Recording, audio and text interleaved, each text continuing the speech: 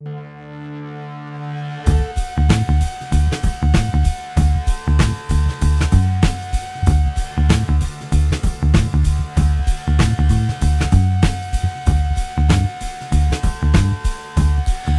to the Nightly News Podcast. This is Professor Paul Miller. We're sitting in today with the Director of Development of the Education Foundation, Miss Sandy Box. Sandy, welcome back to the podcast. Thank you very much. It's always a pleasure. Well, of course, and we had a little nice chat off air. It's always wonderful to catch up with you because unfortunately I don't get to see you as much as I'd like to. You're one of my favorite people here at the college, so I really appreciate you taking time out today to join us on the podcast. Thank you.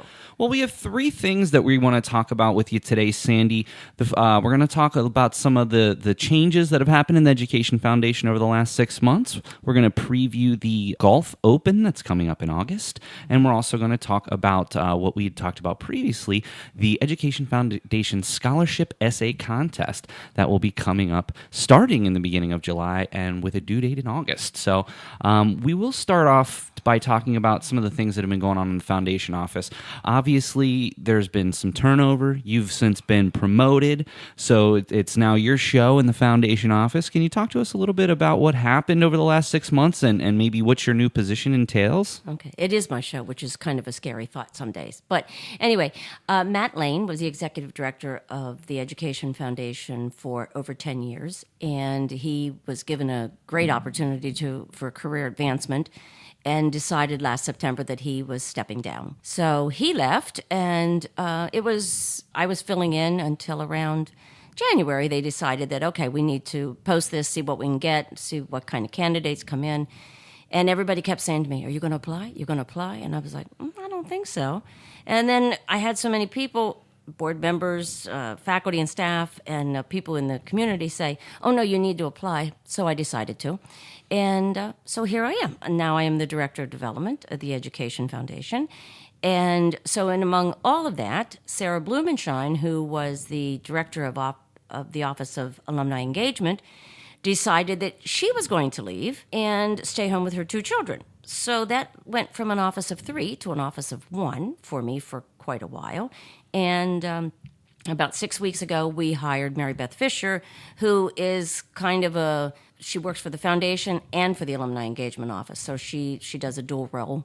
So she is, so the 2 dynamic women, I guess, in the Education Foundation now. So how would you say that your job now differs from your job a year ago? Well, the funny thing is that Matt used to always say to me, you take care of everything on a day-to-day basis. And I always thought, oh, no, he's just saying that. No, I really do take it. So that part of my job did not change. The day-to-day did not change. What has changed is the amount of time now that I have to spend out in the community, meeting with donors, meeting with prospective donors. So to kind of get my feet wet and make my own way, I have recently joined Mechanicsburg North Rotary and the West Shore Chamber of Commerce through the Education Foundation. So that will enable me to get out into the community, meet the people, and see who we can partner with to improve student life here at Central Penn College and hopefully raise scholarship dollars for our students. So I love hearing that. One of the things that I want to say before we move on to the next segment about the foundation, obviously I've always had, since I've been here, I've tried my best to be involved in the foundation on this scholarship selection committee, which is, I circle on my calendar because it's always a fun time. And I want to really, really thank you for an opportunity that I was given just a few weeks ago. And that was during the Faculty Research Colloquium series when Professor Judith Dutil talked about World War II. But prior to that, I was fortunate enough to get to present 2 scholarships to 2 communication students, Christian Fulp and Peyton Gorham. Yes. I just want to say that it was very nice that I was able to do that. Both of them were extremely pleased when they heard about receiving the scholarship. And it really goes to show you that, Sandy, I know that you do this because you love your job. Right. But the impact that you have on these individuals, even in some small way, is extremely profound. And I always knew that I had some type of impact on these individuals when I was sitting in those meetings, and just knowing that, in some small way I was helping them reach their goals. Talking to Christian, talking to Peyton about the honor that this was extremely profound. And I tell you what, after that, when I presented Christian with his award there. Peyton was an online student, so she wasn't able to attend. But even in my conversations with her, both of them were just extraordinarily pleased. And I have even seen, since I talked to Christian that first time, a change in his demeanor and attitude because somebody believes in him enough to name him as an aspiring communication student, and it was really, really excellent for me to have that opportunity, and I hope I served well in your stead. You absolutely did. It seems that a lot of those meetings are scheduled at the same time I have board meetings, and so, you have to flip a coin, and I have to go to the board meetings, although I really do enjoy the scholarship interaction with the students. It really does reinforce what it is that I do and why I do it. Every little bit helps, and sometimes a student just needs to know that somebody else believes in them to make them believe in themselves. It's amazing. So, it really is amazing. Just what I've seen from these two and other students too, but these two particularly, when I reached out to them, and it's not like they necessarily applied for it, but when I reached out to them and I said, I am behind you. I see how hard you're working, and I just want you to know that I believe in you. We believe in you as an institution. That sometimes might be a turning point in someone's life, and it's just so profound, So I want you to know that, and I hope you already know this, so I hope that I'm just, reinforcing what you do really does have an amazing and profound impact on these young people, and they truly, truly appreciate it. Well, thank you. I appreciate them, but it's always nice to know that what I'm doing does make an impact, and that, that somebody notices. I don't need accolades that, oh, you're doing a great job, but I always like when somebody notices that it's making an impact on the students, because then that makes my job easier when I'm talking to faculty, talking to staff, or I want a faculty or staff member to go along with me to meet a donor to tell the story of Central Penn College and our students. You ever need me to do that, you let me know. I will do that. And if ever a time comes again when you're to present an award and you're in a board meeting, call on me and I'll go in your stead then as well. If you Sounds ever need. Great. So, well, we are going to move in on that idea and discussion about scholarship to the summer essay contest. Yes. Now, the summer essay contest will be available between July 9th and August the 3rd. To find this, all you have to do is go to foundation.centralpenn.edu. So this is something that's done twice a year, and this is the main way that you determine who is going to be receiving scholarship monies, correct? There are other options throughout the year, but these are the two main main times. Basically, every student on this campus should, without a doubt, circle the first 2 weeks of the summer term and the first 2 weeks of the winter term, and make sure that you have on your calendar to go to foundation.centralpenn.edu to look at the question and to apply. Right. Basically, what happens each time is there's a question that's asked, and you're asking for 200 to 250 words, something like that. So we're not talking, a 10-page paper. Because of the brevity of the answer that's expected, you might have to think about some different ways you might want to approach it.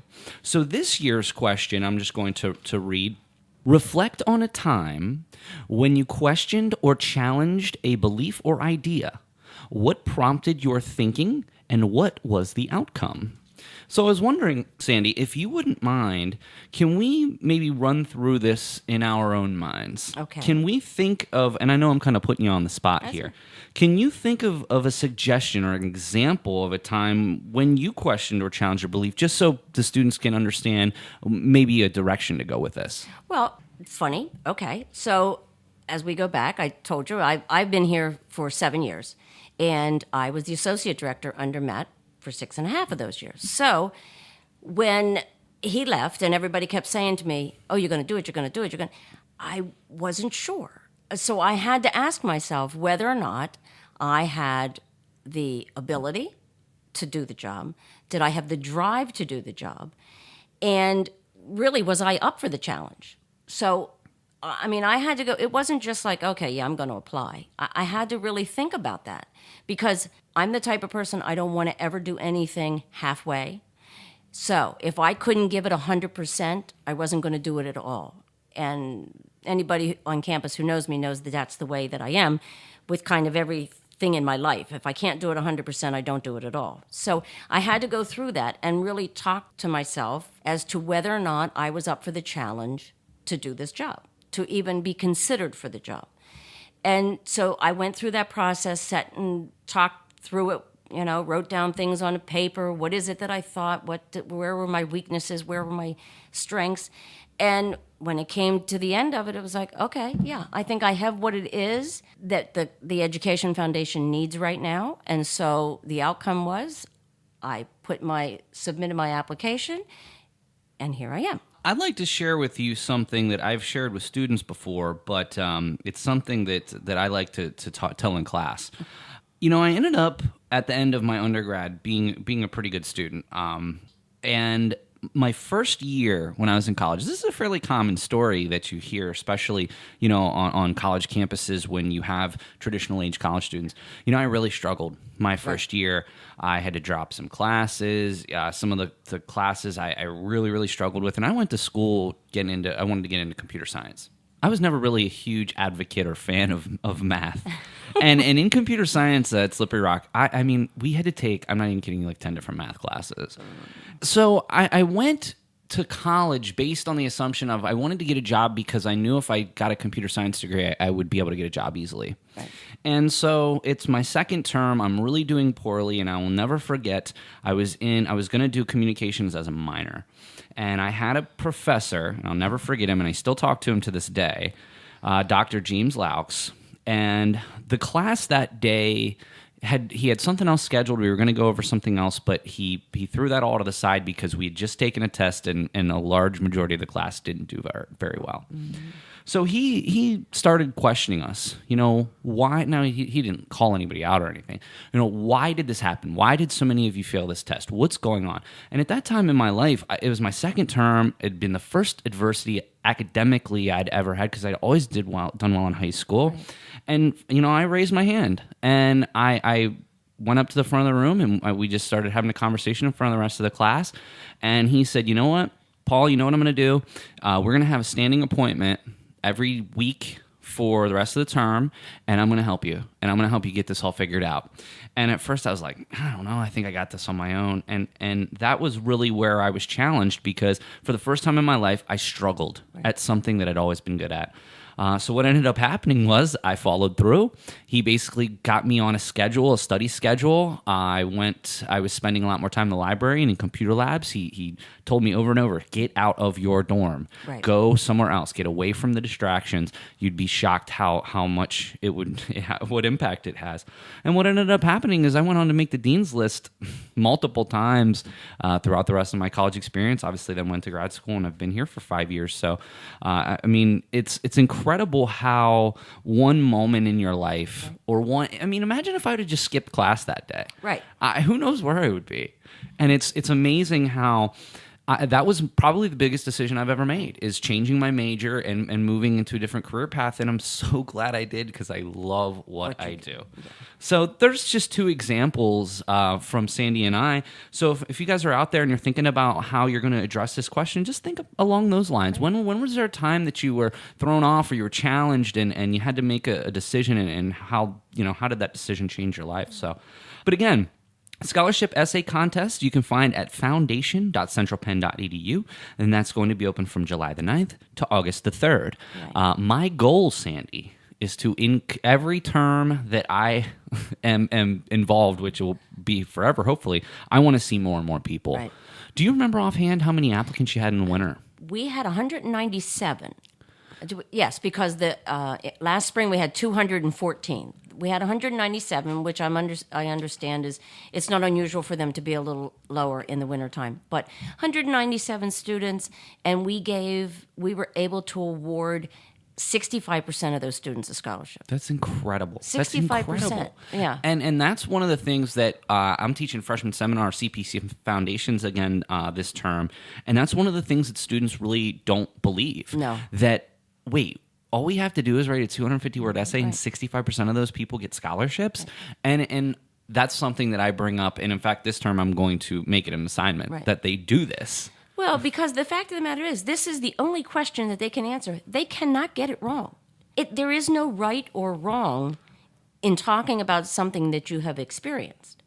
The only right or wrong is that if you don't use punctuation, you don't use good grammar, you don't use sentence structure, which is why, you should, write your essay, look at it, review it, have somebody else look at it, because it is scored by our evaluators, and it's important. I know that there are a lot of times that we'll look at the way somebody got scored, and it's like they have a low number, and yet their GPA is 3.5 and higher. So it doesn't always correlate. But what happens is people just type it and submit it. Take a moment. Type it, review it, let it sit, look at it the next time. I tell people, do it in Word. Cut and paste it and put it in. Do it in Word, look at it, leave it overnight. Come back in, look at it again one more time. Make certain that you've answered the question that has been asked of you.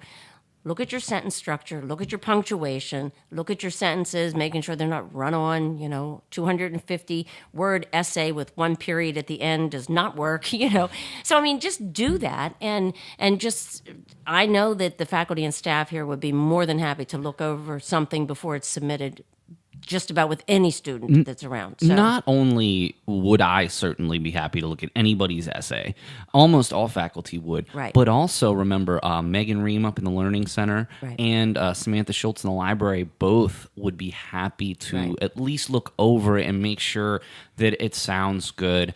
And Sandy, I just think it's incredible that you are able to... I want that percentage to come down because that means there's more people applying. Right, exactly. And that's my goal. And it's still, in some small ways, I'm hoping that we can get that number a little higher because right now, it's only about 15% of our students are even doing this. And so I make it a sort of a personal mission of my own to ensure that I'm at least getting the word out and getting some more people to apply because it's just wonderful. And scholarship money is money that you don't ever have to pay back. No. And all you ask, there's two things you ask: for a thank you and for, especially if they check the box, and I wish everybody would check the box for the Stabler Foundation. And that's not saying that you are going to give back, except it's like a good faith gesture. Right. When you feel, it's not like Sandy is going to come to you and knock on your door and say you still owe us $47.50. The collection. Right. It's a good faith. Okay, what you're saying is, you know what? I've received this now. Down the road, when I'm more financially stable, I would like to give back, and I wish more students would check that box. Yeah, it's kind of a pay it forward kind of checklist. And I think that's great. And you know what? I do, and at least at Slippery Rock, where I did my undergrad, I have given back to the Education Foundation there as well. Okay, so the last thing that we want to talk about on last couple minutes here with Sandy is the 47th annual Golf Open. 47 years, 47. Sandy. That's pretty incredible. That's probably one of the longer tournaments in the area. I think it is. I've only been involved with it for 7 years, but it's a very nice event. The funny thing is that a couple years ago I had said to somebody, I think it's time to step away from golf. It's, it just seemed like every time you turn around it was either a golf tournament or a walk-a-thon or something going on. And yet at the end of the golf outing, I can't tell you how many people come up to me and said, "Oh my God, this is so much fun. I put this on my calendar every year." I had one gentleman said, "I go to golf tournaments all the time. This is by far the best run golf tournament that there is." And it's like, well, Lordy Pete, if I'm going to keep doing such a great job, nobody's ever going to let me quit from doing it. So, but it is fun. It's fun. It is the one fundraiser that we have annually. It's the one fundraiser we have annually that we try to focus on our business partners to get them more involved in the college and get to know a little bit more about the college and get to meet some of our students because we have some of the students out on the course as volunteers. It's just a lot of fun. Everybody walks away having said it was a great day. Well, the 47th annual Education Foundation Annual Golf Open will take place on August 17th at Rich Valley Golf. You can go to centralpenn.edu/golf open for more information, or just a couple of registration dates that I wanted to let everybody know. If you're a business that's interested in doing a sponsorship, July 27th is the last day for registration for that, so you can get them on the website and into the program and things like that. If you're just an individual or team looking to sign up that's not necessarily affiliated with a business. The final day to get signed up for that is August the 10th. Right. So those are the two deadlines for that. Sandy, what do you think? Anything up your sleeve for this year? I know that you want to try to keep it a surprise, but you got anything to wet our whistles a little bit? No, well, last year we've tried to throw some different things in, and the funny thing is, we try and throw them in, and people are just like, "Yeah, don't bother. Just leave. Just let it the way it is." I run it very quickly. I mean, we don't mess around. Anybody knows if I have a meeting, it's like, okay, the meeting's over, we're done, we're out of here. I'm very cognizant when all the golfers come in. We have a nice lunch. We do the awards ceremony. We give out all the gifts and the raffles and all that kind of stuff. And I try and keep it all moving to make certain that everybody's out of there by a certain time. But the other thing is that I just make certain that everybody's having a good time throughout the whole day. And what's really cool about this too, Sandy, I've done several golf tournaments like this in the past. You're offering continental breakfast and a full lunch, which is very unique because most of the time it's just kind of show up, maybe they'll have coffee and stuff. Right. But you got breakfast, you got lunch, 9 o'clock shotgun start, 8:30 is registration, continental breakfast, and then the lunch and awards and raffles and 50/50 will take place at 2 o'clock. The only other thing that probably makes ours a little bit different is that I have a beverage cart. So I have beverage carts that go out in the front 9, the back 9. I always have a competition between the people that are on the beverage cart to see who can collect the most donations because, of course, we can't sell anything from the beverage cart. But I keep telling everybody all this service and personality doesn't come for free. So, a donation would be acceptable. But the other thing is, and this is backed by popular demand year after year after year, we get soft pretzels, hot soft pretzels from the West Shore Farmers Market, from Zook's. They are melt-in-your-mouth delicious. And I think last year we got 200, and all 200 were gone. It does not take long. People will make a couple trips back and forth. So, if you're into golfing, soft pretzels, maybe a little adult beverage, it might be the place to be on August the 17th. Well, I'm actually honored that I'm able for the first time to golf in this. In years past, it's always been kind of tough to get out of my classroom obligations, but this year I've made sure that I've made plans so I can be there. So I'm really looking forward to coming out. It's going to be a lot of fun. That's what I'm told. I'm never out on the course because, of course, I don't golf. I played hockey in school, so, I feel like that I would be like a Happy Gilmore out on the golf course. So I just stay back in at the clubhouse and make certain that everything runs smoothly. That's what they pay you the big bucks for, Sandy. Well, just real quick, I wanted to once again congratulate you for your promotion to Director of Development in the Education Foundation. I did want to remind everybody that they can always go during July 9th through August 3rd to foundation.centralpenn.edu to answer the scholarship essay question. Do take advantage of resources that are here on campus, whether it's a faculty, the librarians, the learning center. Have somebody take a look at your essay before you turn it in.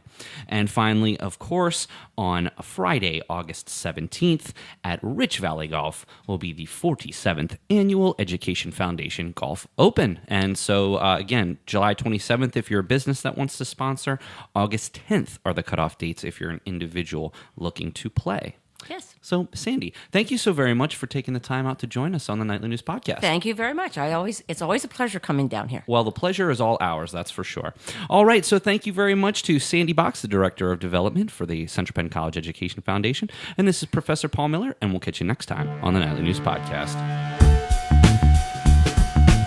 This is Megan Ream, Director of the Learning Center at Central Penn College. You can contact us at learningcenter@centralpenn.edu or find us on Facebook and Twitter as the Learning Center at Central Penn College.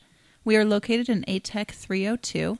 We offer tutoring in math, writing, accounting, and IT, open during daytime hours and available during evenings and on Mondays as needed.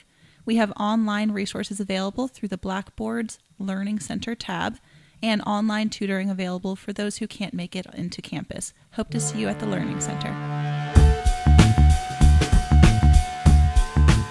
Welcome to the Nightly News Podcast. This is Professor Paul Miller, and I'm sitting in today with Brant Ellsworth, and we're going to talk about the upcoming Humanities Film Series, in which Brant is going to present the 2007 film Into the Wild. Brant, welcome back to the podcast. It's such a pleasure to have you. Thank you, Paul.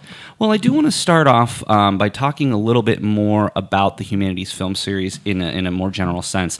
This is the third installment of our debut year of the Humanities Film Series, in which Professor Jared Reif did Jaws back in January, and I fortunately had the wonderful opportunity to do The Big Lebowski in April. So before we get into the upcoming one, I'd like to kind of look back and maybe reflect a little bit about how the first two went, what your impressions were, and maybe I can chime in a little bit with what my impressions were as well. So to start, how do you think that this has been going so far? Is this what you envisioned? I mean, are you happy with everything? Do you still think there's more work to do? Where do you think we stand with the Humanities Film Series? Yeah, I'm really excited by the outpouring of interest that we've had from both faculty, students. I think the first two have been wildly successful, both what you did with The Big Lebowski and what Jared did with Jaws. I thought the presentations beforehand were fascinating, talking about film noir, talking about masculinity, and looking at ways that the film has meaning beyond the entertainment value. I would love to continue to see an outpouring of support for future showings. One of our purposes in doing this is to try to put Central Penn on the map as a cultural center for this community. We're trying to be more outward facing, doing more events that the public can get involved in. That the local high schools and middle schools, local retirees can come here and get an intellectually stimulating experience, and that they can begin to associate Central Penn College with the type of education and intellectual experiences that we have here on our campus. What I thought was very interesting about both experiences, obviously I attended Jaws and obviously I attended my own. One of the things that I thought very interesting about it is this is something that is, there are film screenings locally at maybe even some other institutions or even some other, third-party sites that do these types of film screenings. To me, what's unique about what we've been doing is that you don't see a whole lot of these presentations. Now, sometimes you'll see like the film's creators or something show up. I do think this is unique that we're kind of looking back and looking at movies that had an impact on us. At least that's the way I approached it with The Big Lebowski. It was always one of my favorite movies, and as I got into college, one of the things I tried to do is I studied film. I took every film class that I possibly could have taken, and I just had a real new appreciation for these films that had a profound impact on me, but I didn't know why they had a profound impact on me. I just liked them, or I thought they were funny. I know more about The Big Lebowski now than I ever have my whole life, but I do think, and I've looked back at my presentation, and it was something that I look at it as one of the premier moments in my career, to have the opportunity to invite friends and family, certainly the community, and I think it's extremely well received. We've seen attendance continue to increase, and certainly we hope that that's the case here. What are your impressions on the attendance or our ability to get this word out to the community? Yeah. Well, going back to what you just said, I feel a lot of the same way. I know that oftentimes when I attend a movie, I walk out and someone says, "Well, how was it?" And my first response, "It was good." And so one of the purposes of this event is to try to help students find the language to explain why something was good. Kind of as you said, you liked The Big Lebowski, but did you know why you liked it? Were there certain themes, elements of that film that maybe you didn't recognize, but when you received on a first viewing, but when you received the language and had someone kind of walk you through why that film was important to them, you begin to look at a film at a different level, and that's the type of experiences we want people to have. So you're talking, your questions about how can we get more public support. I wish I had the answer. Wish we had the golden ticket to that question, right? I think as long as these events continue to be excellent, I hope word of mouth gets out that these are great opportunities. I remember on our first event, we had a bunch of high school students from East Pennsboro High who showed up. Like, "Oh, we just saw this. It sounded cool. It was in our backyard." And and I was so excited. Please give me the contact information for your teachers. Let's get all the students down here to show them like what colleges actually can be like. Well, what's maybe even more interesting is maybe we could partner with some other institutions who offer film classes, and maybe this would be something that maybe would go right along with their curriculum as well, in addition to inviting our own students and local community here in the area. So that's a great idea. I think that we have a lot of opportunity going forward, and I certainly, if there's anything that I can do to help, I'd be happy to do so. I do think that one of the things that I found most unique about The Big Lebowski, specifically with me, was that it wasn't really until maybe 10 years after I watched The Big Lebowski for the first time, because I did get to see it in a theater, that I really learned a lot more about film beyond what you're saying. And I remember I took a film class in grad school, and it talked about the auteur theory, which I briefly mentioned in my presentation.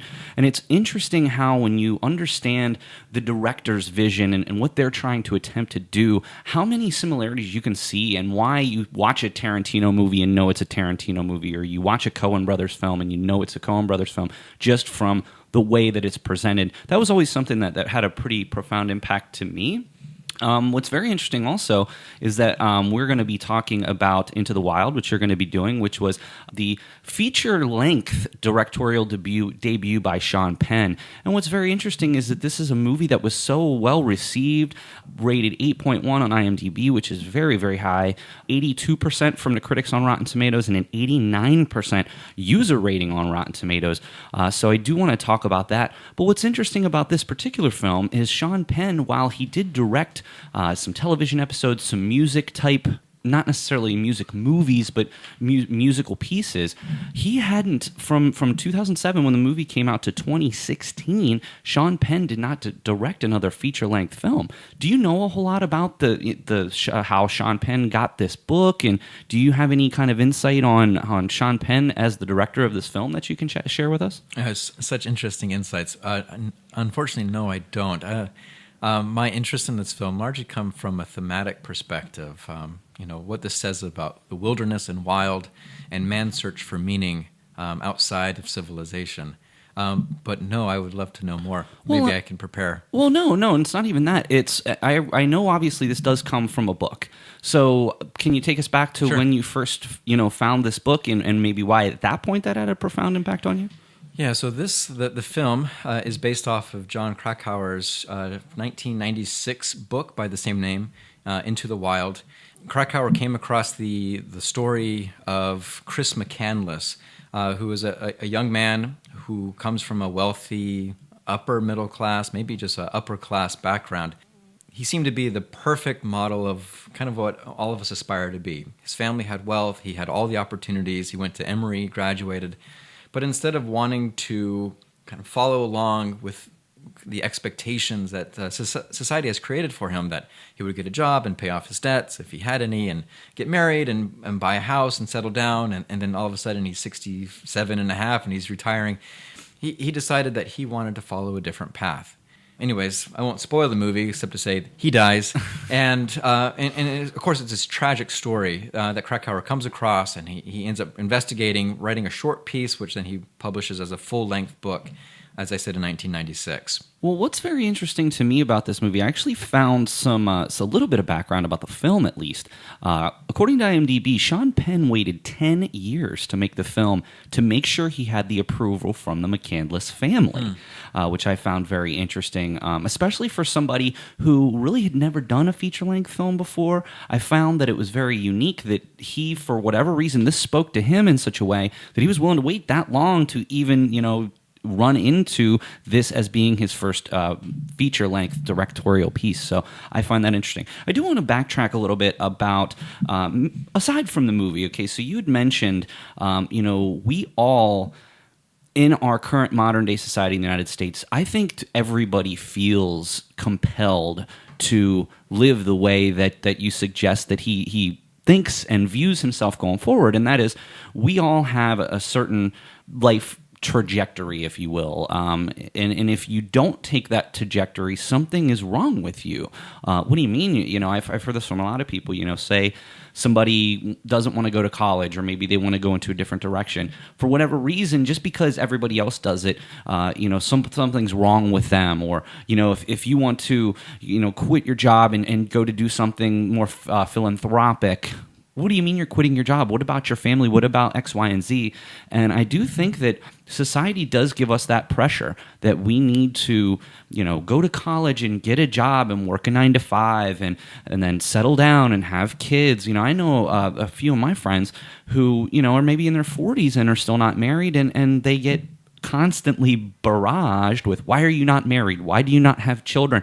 And it's just because I think this construct exists in the United States, and I'm sure other places internationally as well, but certainly in the United States. And why do you think that this is? Why do you think that's the construct that we have to have for our lives that exists in our society? It's a great question. I think Marx will have something to say about that, but I'll leave that for another podcast. Well, I mean, I think there's practical reasons: stability, safety, ensuring that you have money to provide for yourself and a family, and to continue society. I think there's something to be said about the need for a current population to repopulate, to continue to have the children who will be the soldiers and will be the future citizens of a nation. So yeah, there's certainly something self-seeking in following that type of trajectory. Many of the questions that I'm interested in pursuing come from the opposite end.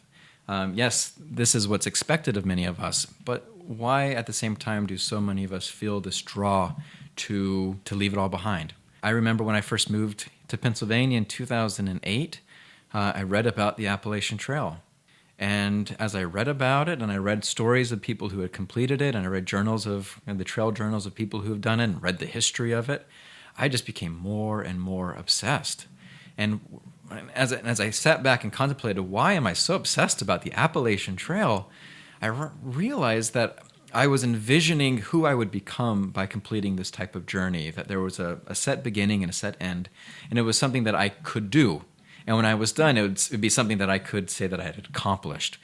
And many of us, I think, feel the draw. I remember Jack London calls it the call of the wild. Remember the old book or the movie? There's something about being in a civilized society that is all-encompassing, and perhaps we feel that more now than ever with social media and technology. We want a break from it, and wilderness and the absence of those things from civilization is really one of the great places to go to experience that.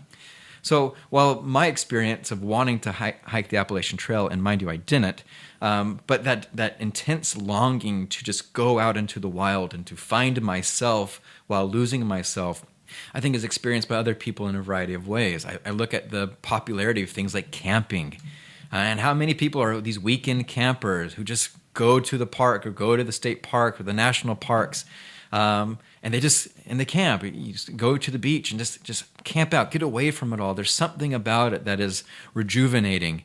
And in my presentation next week, one of the things I want to talk about is, has that always been the case?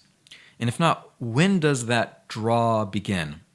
So if we look back into American history, we can talk about the Puritans, right? The group of people who come from England in the 16th, 17th century, who settle parts of America. So when they arrive on the continent, are they like, oh yes, finally, here we are. There is no civilization. There's no built-up communities. This is like, we can find ourselves here in these forests. And what we found is, no, that is absolutely not the case. All right? Their first job was to clear all the land and build up a civilization. So then once that was built up, were teenagers like, man, I'm out of here. You guys do your witch hunt. I'm going to go find myself in the forest of Appalachia. No, that doesn't happen. So when does it happen? And why does it happen? And how does our thinking about the wilderness, how does that change and evolve, and what influenced that? So you mentioned the Appalachian Trail. You mentioned you haven't hiked it, but I mean, have you hiked it at all? Have you ever gone out? Because absolutely. I guess maybe I just am spoiled by it. I mean, I can't say that I've hiked great distances, but I've certainly done it, and I enjoyed doing it. I think that's very unique that you come from outside of the central Pennsylvania area and you were drawn by the Appalachian Trail. And it is something that's very unique, and I have certainly spoken to people who have done it. And it's, again, the same type of thing that they face. They want to do something like this. They have the desire to do something like this. But the first question that anyone asks them is, what are you thinking? Why would you quit your job? Because it takes months and months to complete this. Why are you doing this? Don't you have responsibilities? And I do think that that's a very unique thing. Now, we don't get that when we just go on a vacation or something. It's just sort of an expectation that we do that. But if we were to say tomorrow, walk away from our job and say, I want to go hike the Appalachian Trail, everyone would give us the third degree. And so I do think that this is a very, very interesting story. Can you just give, and I know that you said you didn't want to spoil anything, but can you maybe elaborate on the storyline, or maybe even compare how the book might be a little bit different than the film, or are there a lot of similarities? Yeah, I think the book and the film are very, very similar. So the story, as I said, is about Chris McCandless, and he graduates from Emory. He has a trust fund. But like I said, he doesn't want to do that. He doesn't want to get a job. He doesn't want to be like his parents, and he sees the unhappiness in their marriage. And so he kind of throws it all away. He gives his trust fund, he cashes it out, gives it to a charity. He drives his car across country and parks it and eventually ditches it. And then he just sets out on his own.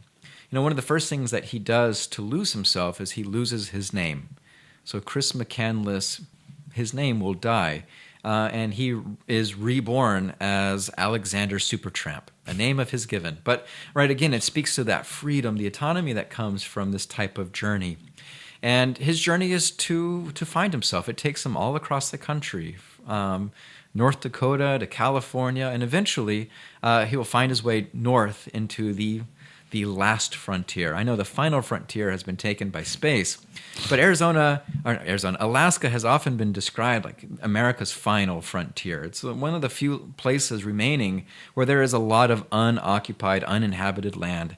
And Chris Alexander Supertramp goes there, and he tries to tough it out. I think he survives 100 some days. Wow, that's incredible.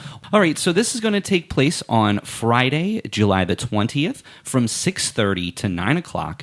The presentation's at 6:30 to 7 o'clock. We will also be live streaming this on the Nightly News YouTube channel, just so if you can't make it, you can definitely watch the presentation, and then you could maybe find a copy of the film and watch the film on your own. The last thing I wanted to ask you here, Brant, one of the things that I find most unique about this opportunity happened for me personally with Jaws, and it certainly happened with some other people.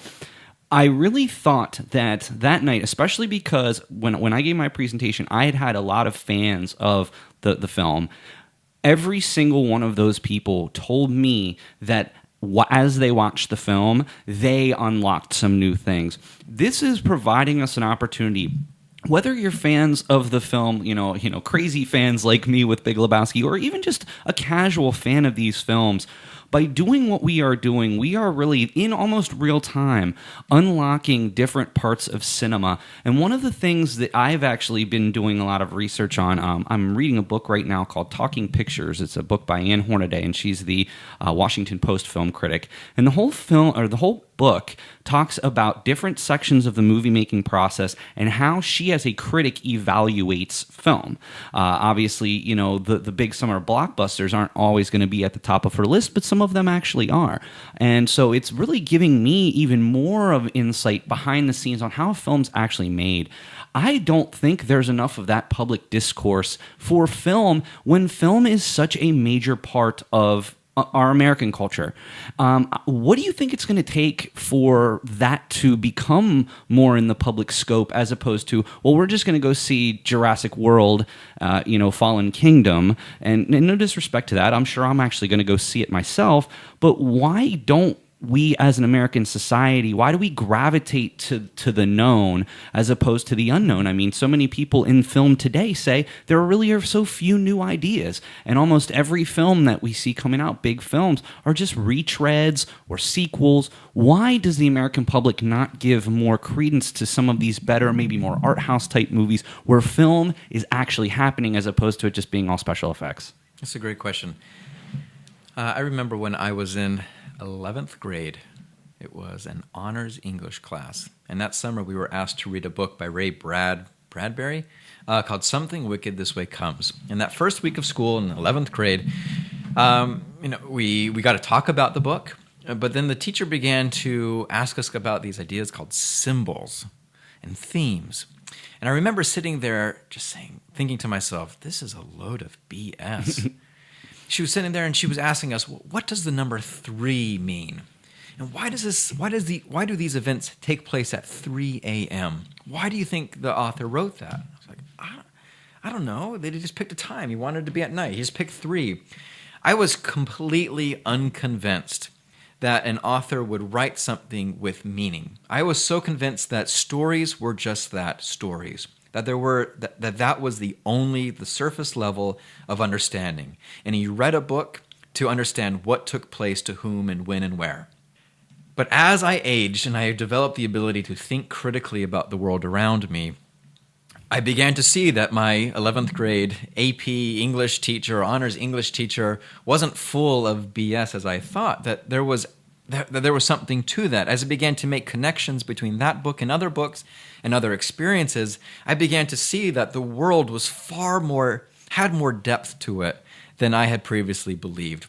And that came with this moment of self-realization, where we become aware of our place in society. We recognize our own limitations, our own weaknesses, but we also recognize our strengths and the process by which we can become more enlightened. I think entertainment and action-packed films are easy, and they are a break from the daily grind, from the stress we see in the political sphere, the anger we feel towards people that we once considered friends. All right, these type of films have long been described as a form of escapism. And that's a function of mass communication as well. I mean, that is one of the key functions. I mean, my wife gets so mad at me because I'll sit at home and watch Impractical Jokers for 2 hours, some nights. And because it's not that she doesn't like it, I can watch the same one over and over because that's what it is for me in a situation like that. I'm escaping I sit and talk about, and analyzing mass communication all the time by having that escapism. It's appreciated. At the same time, though, to say that you're a fan of film, but you're only a fan of certain kinds of films because you've never given others the chance, I think is where I think a lot of people don't even know some of these films exist in the way that they do. And I just hope that I wish that maybe there were more outlets that we would have to get some smart commentary on film. And I think with YouTube, that's certainly happened a little bit more. But I still don't think that as a whole, as an American society, that we do enough to understand more about film when it's such an important part in our culture. And that's what I'm so glad. That's why I'm so glad to get behind this initiative. So, well, Brant, I really appreciate you spending time with the Nightly News today.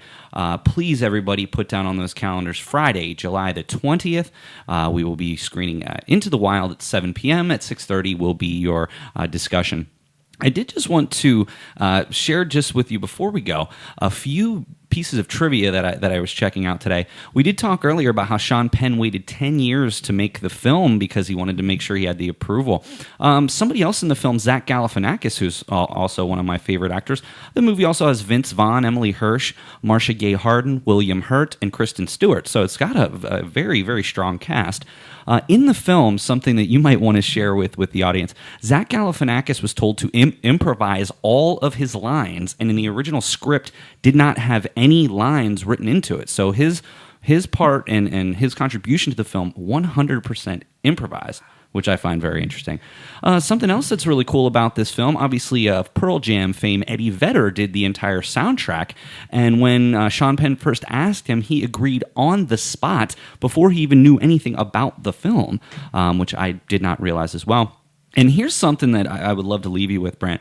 Since the book was released in the 90s, hundreds and upwards of maybe thousands of fans have made their way to the site where McCandless died, and not all of them survived. So we have people, life imitates art type of thing where it's got some consequences here. So I found some of that trivia very unique. So I'm certainly looking forward to seeing the film on July 20th. Excellent. Well, Brant, thank you so much for everything that you do with the Humanities Film Series. We will, after this one, there will be another one in October, Professor Tom Davis doing Airplane. So we will look forward to that, and I'd love to have you back sometime soon. Great. Hope to be here again. But of course, you're always welcome. Thank you. All right. Well, for Brant Ellsworth, he's the leader of the Humanities Film Series, and he will be presenting Into the Wild on July 20th. This is Professor Paul Miller, and we will catch you next time on the Nightly News Podcast.